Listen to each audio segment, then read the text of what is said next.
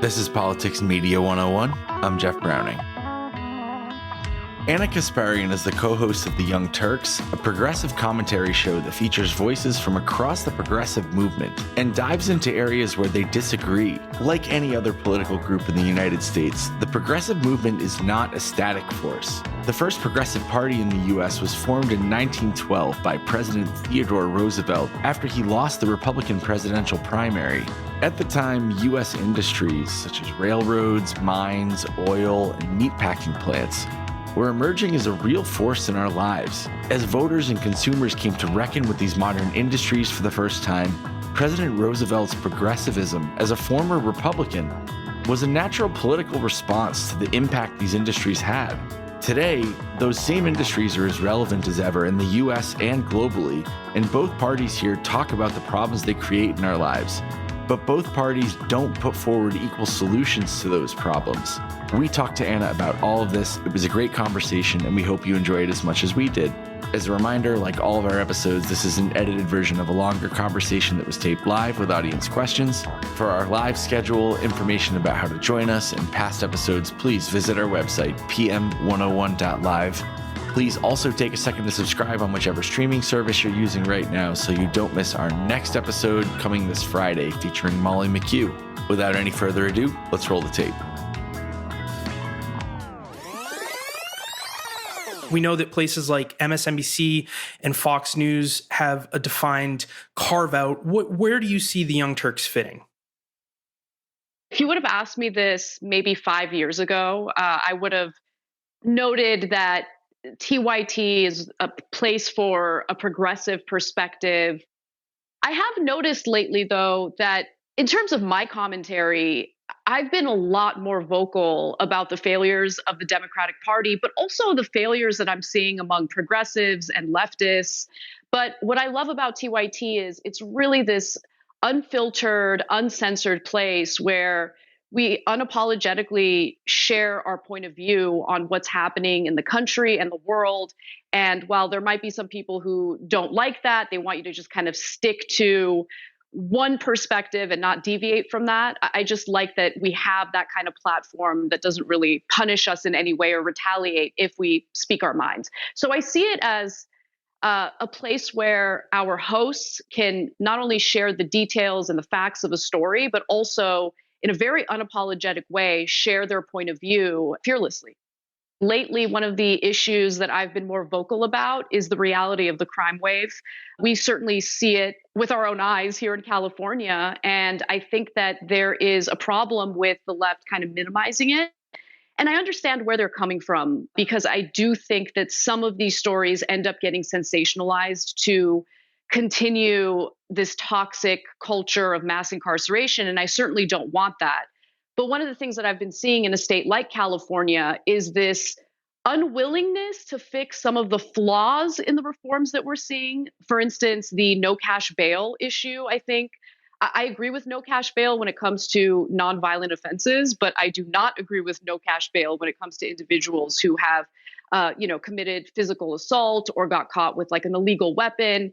And not everyone on the network or not anyone on the panel necessarily agrees with me on that. And that's totally fine. Is it the case sometimes where progressives will push the envelope to a maximum, like, for example, literally abolishing all prisons, to try and make a point or to stand up on a moral issue that ultimately turns off most of the voting public, creates this almost caricature of progressives and the Democratic Party, and ultimately creates a more difficult path to find consensus and create change, using criminal justice as one example? And maybe the media just takes it out of whack and out of perspective when it's a progressive doing it. How should we understand what's going on here? Well, thank you for not asking me to defend that, because I don't agree with that policy. In fact, the majority of African Americans and Latinos in this country also do not agree with that perspective. I do think that there is a purity problem, both on the left and the right. Because again, if you poll the majority of Americans, they don't want to abolish prison. But I do think that we need to rethink the way we've been conducting criminal justice in this country. It hasn't been justice. And if we want to have a discussion about moving further toward the direction of rehabilitation, let's have that discussion.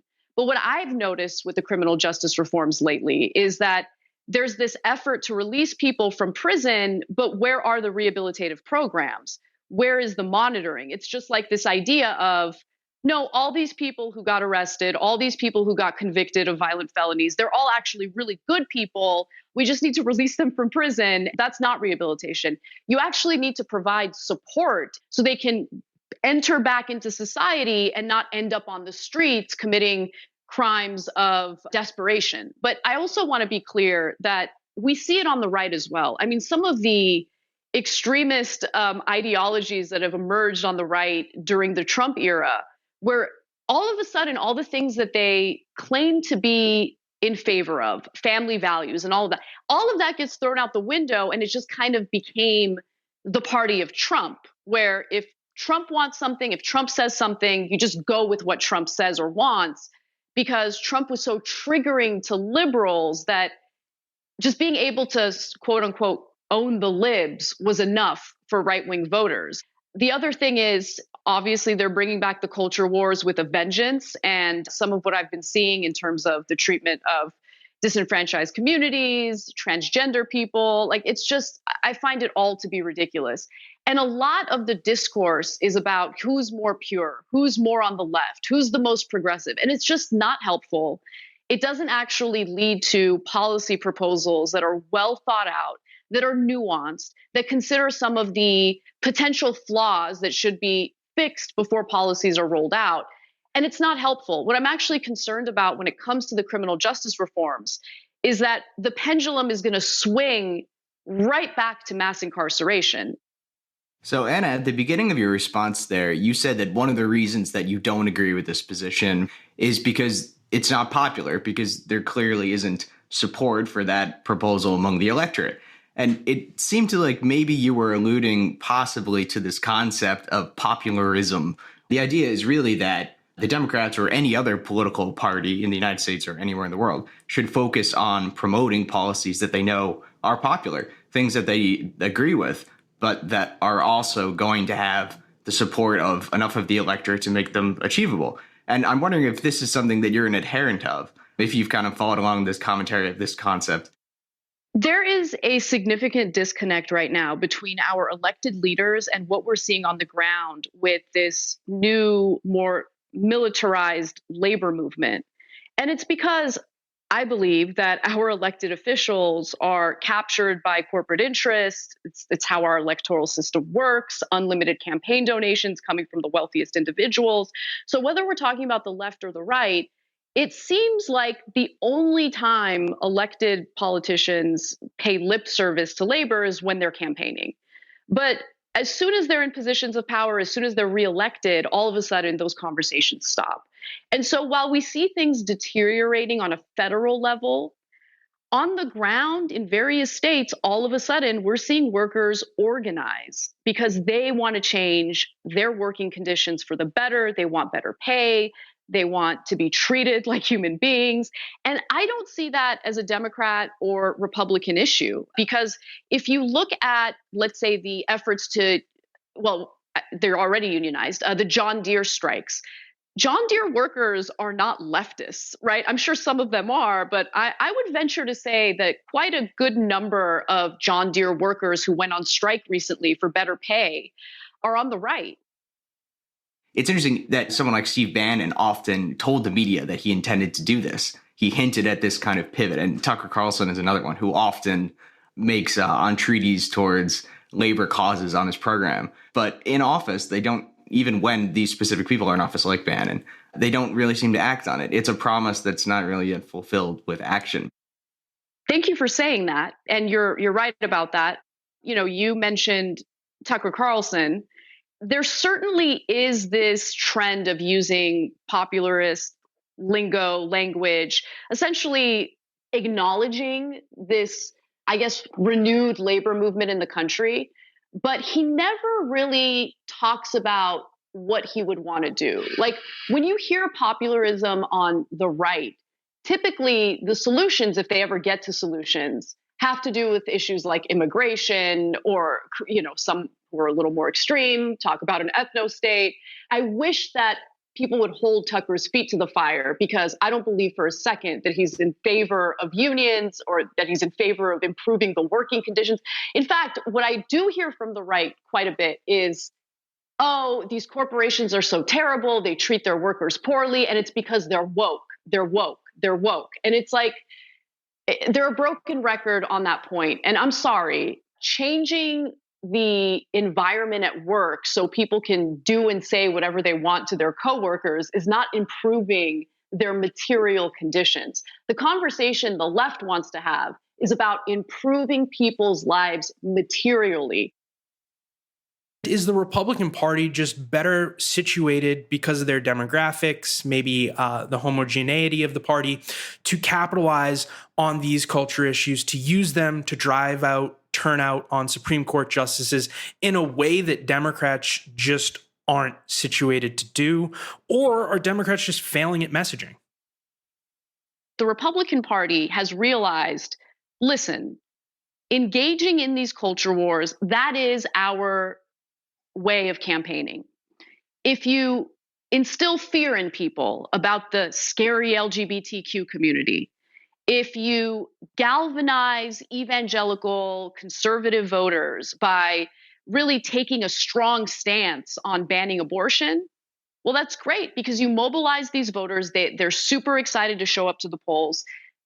Even though the majority of Americans want to keep Roe v. Wade, they believe in protecting same-sex marriage, it doesn't matter. What matters is who shows up to the polls and who engages in these elections. And if the Democratic Party has no alternative to that, and honestly, they really haven't provided an alternative to that, you're not going to convince Democratic voters to show up to the polls. I think the Democratic Party has just relied, like, both parties rely on politics of fear, okay? The Republican Party loves to fearmonger about various disenfranchised groups of people, whereas the Democratic Party loves to fearmonger about how scary the Republicans are and how you need to show up to the polls to vote out these scary Republicans. I'm sorry, that's not a persuasive argument. Perhaps it was in 2020, but I don't think it's going to work for the Democratic Party for 2022 or 2024. What would fighting look like for a Democratic president to say, hey, guys and girls, get in line, vote for my agenda, or I'm going to give you the stick? I see this debate within the Democratic Party right now where the strategists, and I think all these strategists should be fired. They're so ineffective and so dumb. But they're like, oh, no, it's a messaging problem. Actually, Biden's done wonderful things, just that they haven't been messaging about it. Really? I mean, okay, so please list the amazing accomplishments that have been provided by the Biden administration. And they'll point to the COVID relief bill. Okay, 1 month in politics is like a lifetime. I guarantee you that by the time we hit the midterms, people are not going to remember the COVID relief bill. And if they do, they're going to remember him promising $2,000 checks and then not delivering $2,000 checks, simply delivering, I think it was $1,400 checks, if I'm not mistaken. And then he talks about, well, the bipartisan infrastructure bill. I have problems with the bipartisan infrastructure bill because it's a massive corporate handout, which is why it ended up being a bipartisan effort. However, for those who aren't aware of that, they are certainly aware of the fact that an infrastructure bill takes time, right? Like, you're not going to see the impact of that right away because these projects take time. So to campaign on that for 2022, it's not going to work because people are not seeing the benefits of that bill yet. And then the social spending bill didn't pass. Of course, the Build Back Better didn't pass. We got one excuse after the other for why it failed. Voting rights didn't pass. Didn't even really see much of a fight in that regard. A $15 an hour minimum wage on a federal level, that didn't pass. And so what else is he going to bring up? I don't know. But it's not a messaging problem. It's a governing problem. It's a legislating problem. It's a weakness problem. And the Democratic Party needs to be real about that. I guess just to follow up there, I'm thinking of the accomplishments of President Trump. I'm thinking of the accomplishments of President Obama, Bill Clinton, George W. Bush, Ronald Reagan, maybe all the way back to Jimmy Carter. And the first 2 years of a presidency isn't passing a bipartisan infrastructure bill, the American Relief Act, like you mentioned, and then ending the endless war in Afghanistan. Aren't those three accomplishments that, at least over the last 40 or 50 years, put Biden apart and head and shoulders above any president that we've had in modern history regarding policy accomplishments? Isn't that on its own a very impressive thing, especially considering how polarized our country is right now? I think you're about to find out in the midterms. I just think, I mean, look, I'll give you another example. The child tax credit, which was wonderful. I think the child tax credit was the best part of Biden's COVID relief bill. There's polling from when the child tax credit, before the child tax credit had expired. And at that point, Biden actually had really good approval ratings. When it expired in January of this year, his approval numbers started going down. And if you poll Americans specifically on that issue, they're not happy about the fact that it expired. So when I say that I want to see the Democrats fight, it's not, I don't have kids. It's not for my own good. It's for their good. It's just politically negligent to not aggressively fight and ensure that you provide material gains for your base, and more importantly, for independent voters as well, because at the end of the day, that's what these elections come down to. There's a lot of anger in the country. Trump saw that anger. He saw that he could exploit that anger. He certainly did exploit it for his own political gain. And I think that Trump or some other Republican is likely going to do the same thing in 2024. I'd quibble about the disapproval. I'm looking at 538, and it's been over 50% disapproval since October. But I just wanted to follow up here. I guess my theory of the case, to be really clear, is practically no matter what would be passed into legislation would not have a material impact on 2022 because of the structural factors, inflation, and just the prices of everything going absolutely crazy, and then our polarized electorate. Biden's accomplishments on their own, I will argue, are more impressive than any modern president's first 2 years in office.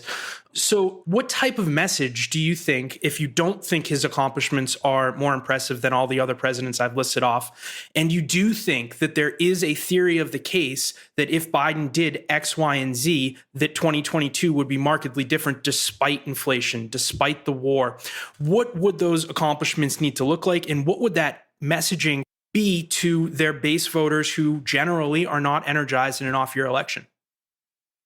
As president, Joe Biden has the power to do quite a bit unilaterally, especially during an emergency like a pandemic. So you keep mentioning inflation, and that is a very real problem, and it's hurting the Democratic Party because they're in charge. One of the areas where we see inflation because of this war in Ukraine is gas prices. People are furious about that, understandably so.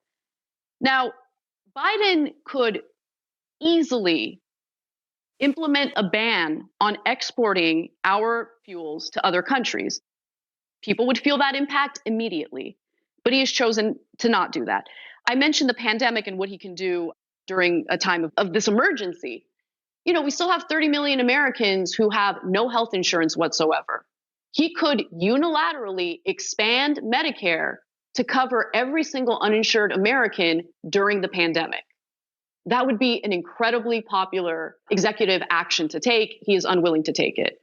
You know, even Trump would talk about the importance of providing health care for everyone. Obviously, he didn't mean it, and he did nothing about it. You know, you talk about his wonderful accomplishments. I want you to be specific about what those accomplishments are. Ending the war in Afghanistan specifically is a major accomplishment, not only because it brings American troops home, it prevents further bloodshed in an area that we've been in for far too long, that probably needed to end a decade ago when Biden was trying to push Obama to do so. But also strategically, it helps us begin to, even though Russia's pulling us back to Europe, pivot to Asia, begin to work on strengthening our relationships overseas so that we can maintain supply chains. So I think that that's one tangible thing. I think that the state of our infrastructure, ultimately, he is beginning to rebuild our roads and bridges and airports and railways in a way that if you go over to Taiwan or you go over to any other developed nation, it's really pathetic when you come back home and you see Reagan Airport in DC falling apart. You see the same in Boston before the new renovations. And our transportation is just outdated, outmoded. And just by doing so, by investing this, he's making productivity increase greatly when these projects are done. He's employing people. He's creating union jobs with workers' rights. Like you mentioned, he's signed an executive action, for example, mandating a certain percentage of these bipartisan infrastructure jobs go towards unions. So I think that those are great. And then I would just be concerned any type of oil export ban in the US is not going to lower prices for us because of the way that the oil markets are set up. It's a global market. By exporting and importing from the West and East Coast in different areas, it's allowing us to actually save transportation prices rather than having to ship the oil from Texas to the East Coast or the West Coast. So an outright ban like that, I would argue, would only drive prices up. Your Afghanistan example is a good example. So I want to give you credit for that. And I agree with you on that wholeheartedly. In terms of the infrastructure bill, I do agree with some points that you raised. The one thing that I am concerned about, and I'm curious to hear what you think, there is a provision in the infrastructure bill that allows for the privatization of public infrastructure. And what I'm concerned about is it might actually come back to hurt the Democratic Party because if, let's say, there are certain workers who use a highway, a road, whatever it is to get to work, and all of a sudden it's been privatized and they have to pay a toll to use that road or that, highway. Wouldn't that be a little bit of an issue? I mean, I'm really concerned about tolls and fees being implemented through privatized, formerly public infrastructure. Some of the climate change messaging, some of the climate change characterizations and arguments often also seem a little bit dismissive or hostile to people who are still using petroleum-fueled car to get around. So, Anna, is that something that you're worried about? Do you think that this is a problem? And is there a better way to kind of communicate the difference between long-term climate change mitigation and the short term? Yeah, you're touching on something that I do think is a huge messaging problem among those who are concerned about climate change and want to find solutions to mitigate its impact. A lot of the solutions have focused on changing the behavior of individuals rather than taking a step back and considering changing the behavior of industries. I don't like finger wagging at people because everyone who isn't incredibly rich right now is struggling, right? Struggling with inflation, struggling to pay the bills, struggling to find meaningful, gainful employment. And so to then turn around and say, you're not the right consumer, you're buying the wrong kinds of straws, you're using plastic bags, oh, you're eating meat, you're such a terrible person for doing that because that's contributing to climate change. Like, that's not going to lead to the solutions that we want, right? And also, individuals changing their behavior is not enough to counteract what we're experiencing with the climate. So let's go to the audience for 10 minutes of questions. We're going to go to Royfield, who I know is a fan of your show. My question, it's really about progressive media in the States compared to right-wing conservative media, whether it's podcasts or whether it is YouTube or whether it's cable TV. There is much more of a plethora of right-leaning media compared to left or progressive. Why do you think that is? Well, there are many wealthy Republicans who are more than willing to fund right-wing media. I'm not talking about investments. I'm talking about just flat out grants that, people like Ben Shapiro get for doing the programming and the content that he does. He's launching this $100 million effort to essentially indoctrinate kids with right-wing cultural stuff.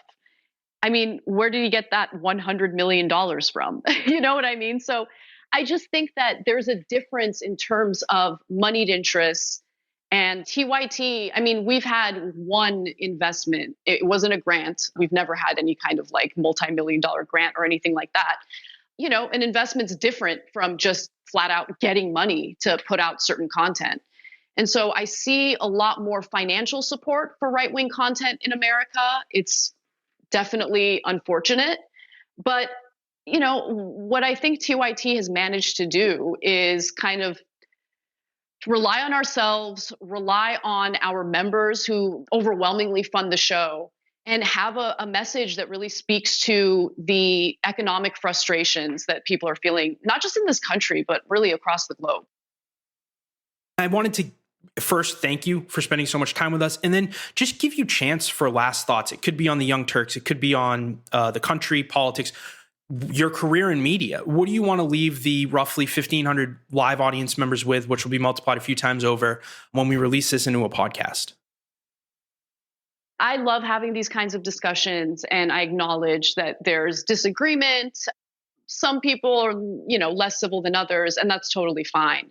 I think that these kinds of discussions are important. I like being able to challenge others and be challenged myself. I think the only real way to heal in this country is to respect other people's opinions, be able to debate even as passionately as I've made my case during this discussion, but still see each other as human beings, respect each other, and acknowledge that at the end of the day, we all want to live in a country where we feel safe, where our basic needs are met, where we're happy, our families are healthy. We all want to eventually get to the right place. The only way that we find solutions is by having the kinds of discussions that we're having right now, and not automatically judging people who might have beliefs that are different than ours. That concludes our conversation for today. Again, huge thanks to Ana Kasparian and the Young Turks, to our audience for their questions, most of all, to you for being here. As a reminder, like all of our episodes, this is an edited version of a much longer conversation that was taped live with audience questions. For information about how to join us, our upcoming live schedule, and past episodes, please visit our website, pm101.live. Please also take a second to subscribe on whichever streaming service you're using right now so you don't miss our next episode coming this Friday featuring Molly McHugh. This has been Politics and Media 101, produced in partnership with Clubhouse. Wherever you are in the world, thank you for being a part of this community. I'm Jeff Browning. On behalf of Justin Higgins and John Gunnison, our co-founders, thank you very much for being here. We hope to hear from you soon.